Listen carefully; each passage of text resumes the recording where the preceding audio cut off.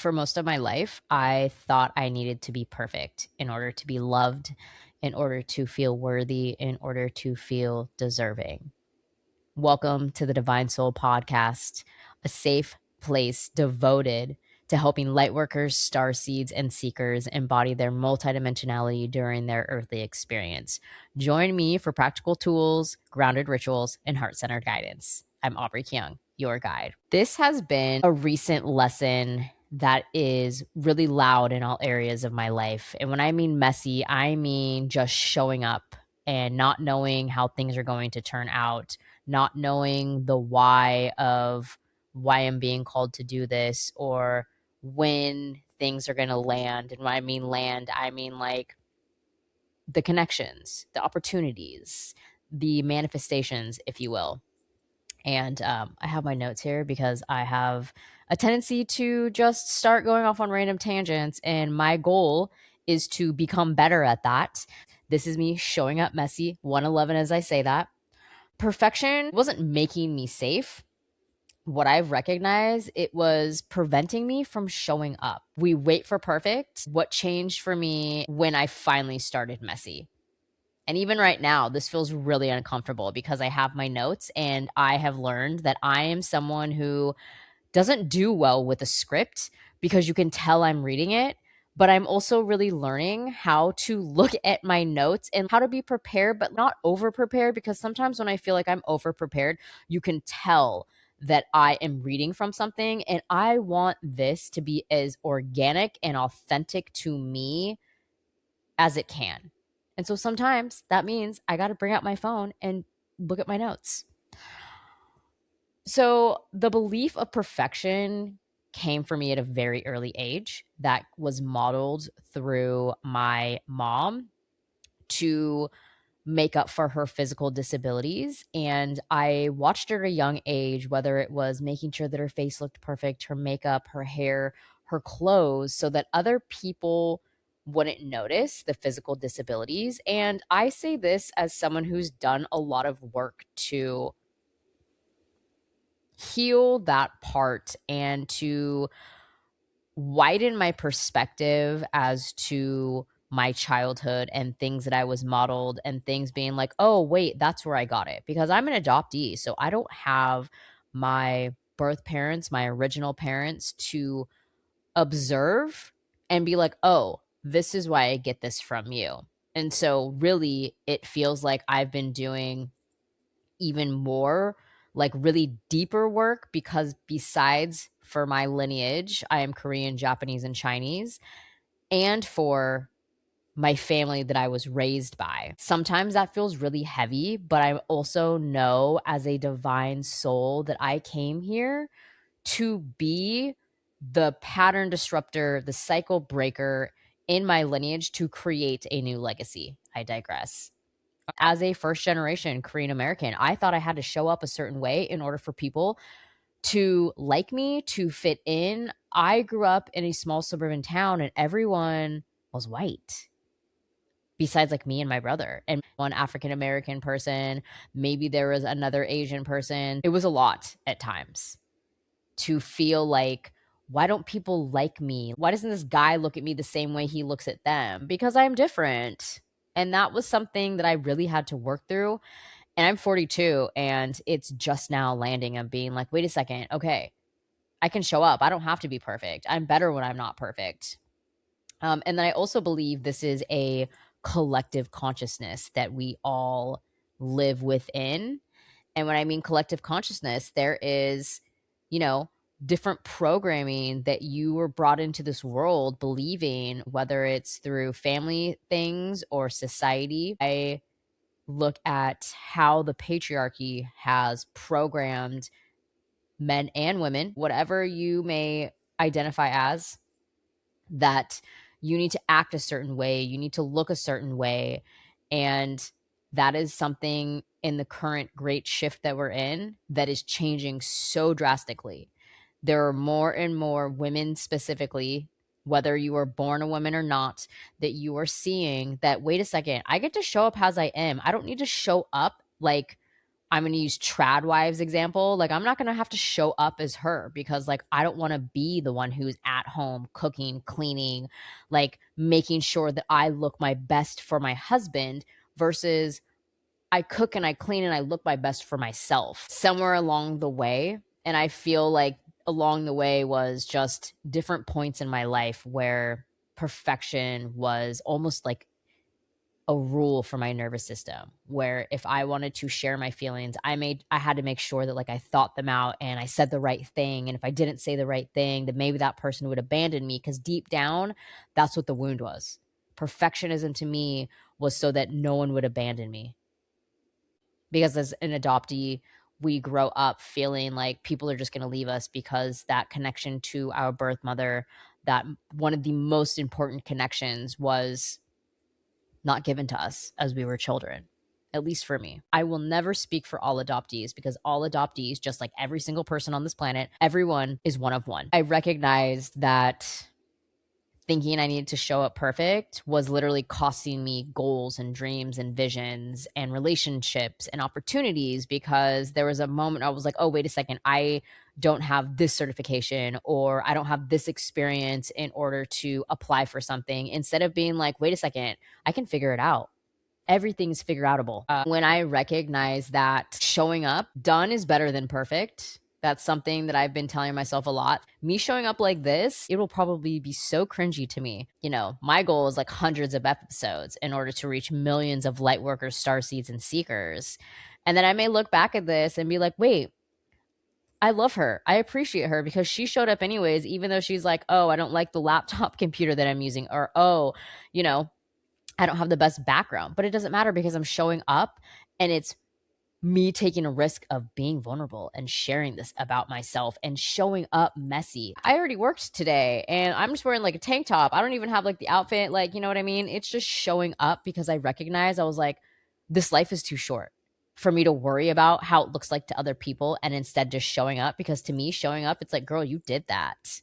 And I got to believe in myself if I'm going to do this. And the one thing that I've recognized, that perfectionism loop, is that I'm preparing, but I'm avoiding.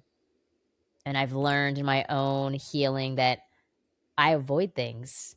That is a lesson that I came here to learn, is to stop avoiding things, to just do it. For me, avoiding was researching YouTube videos, like how to start a podcast, the perfect equipment, what kind of software to use, or the strategy of your intro and your hook and all that other stuff. I have probably so many bookmarks on my YouTube. I bought this a month ago and I'm just now recording, because what it does is that the research part starts making me feel like I'm productive, but I wasn't doing.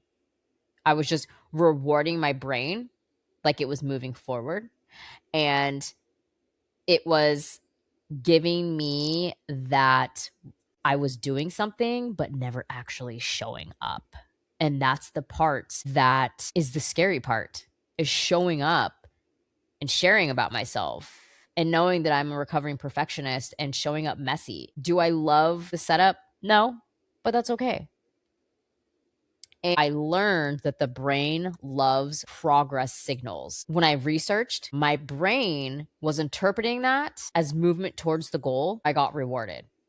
And so I was like, oh, I'm going to research. Oh, okay, I did something, instead of just showing up and doing this.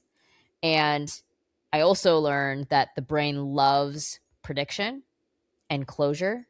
Me planning and figuring out like how the episode's going to be, and the camera, the laptop, the equipment, that was a way for me to know that like, okay, I have all of these details, and it's predicting that I have all this stuff and I'm going to record it, but not actually recording it. The part that really shocked me, that it was the researching part of it, was me avoiding the vulnerability and showing up and being seen, because there was a deeply rooted fear of being judged, of being seen, of being heard, of taking up space, of me just sharing my own lived experiences in a way that is scary at times. But I've also learned that when you name your fears, that they don't have any control over you, that when you run straight towards your fears, they're not going to hold you back any longer. Also, I learned that me attempting something new was risking judgment. I had someone reframe it of,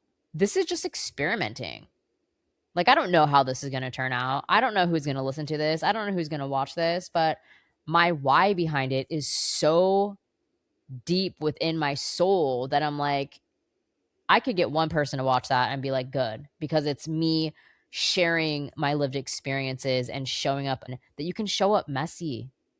Because what I've also learned is that there's studies that show that when people show up perfect, people don't like you when you're perfect. People want to know that you are someone that's been through some things. People want to know that, like, you have bad days, or that, you know, that your life isn't perfect. Perfect is literally just a construct. My decision to just show up like this after a day of work, after meditating, because my soul keeps calling me to start doing this. Why am I not doing this? If I want this so bad, why am I blocking myself from doing this? There's a podcast that I listened to. She kept telling me, you're going to find all these distractions. Like, all of a sudden your laundry needs to be done. You need to do the dishes, or you need to clean your house. And it's because your brain is going to continue to show you the person that you believe you are instead of taking that action. I need to take the action. Like, today it was just so loud. I came home and I was just like, all right, we're going to meditate. We're going to do some things and we're going to record this. And here I am showing up messy. I've done a lot of inner work. I've been on this healing journey for almost a decade now. For me and my journey, what I know is that people are going to judge you no matter what.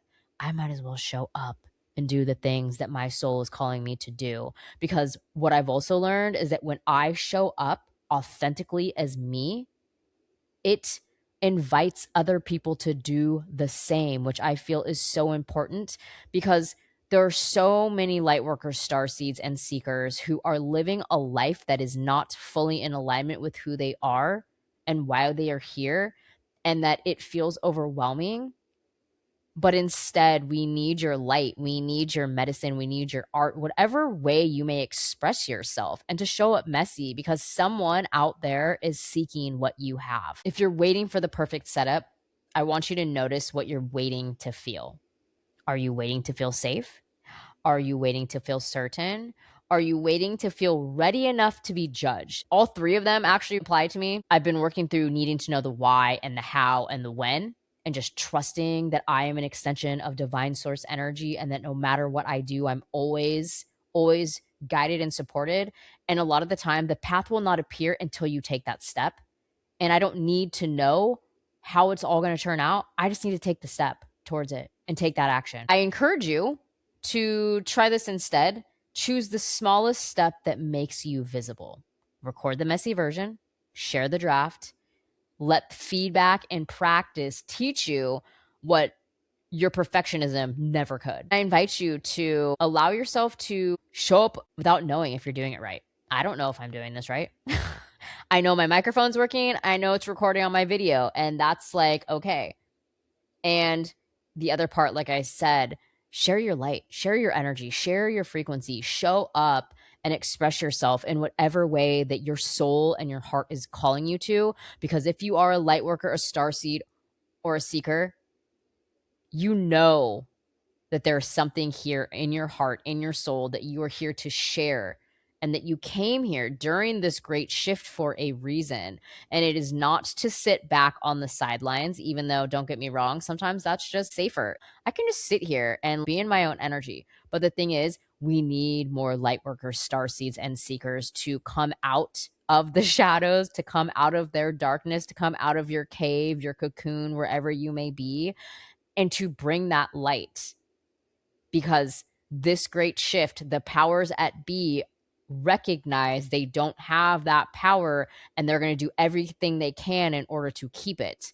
So the more light workers, starseed seekers that are here sharing their light, their energy, their medicine, their magic, their art, we can shift this collective consciousness into the 5D paradigm, where it's not so rooted in material things. Thank you for being here. Me showing up messy and knowing that the next one will get better. And the part about putting the reps in order to get better. Because what I've also learned during this whole experience is that I was trying to show up thinking that I was an expert. But girl, I never even practiced anything. Like, how can I expect to be a freaking World Series champion? Yes, I love baseball. If I'm not even going out every day to catch some fly balls or hit some balls, right? Like, I can't expect to do that if I don't put in the reps. That is what I'm going to leave you with. I am incredibly grateful and thankful for your time, your energy, your presence, and stopping by my corner of the universe. Thanks for watching. I'll see you in the next one.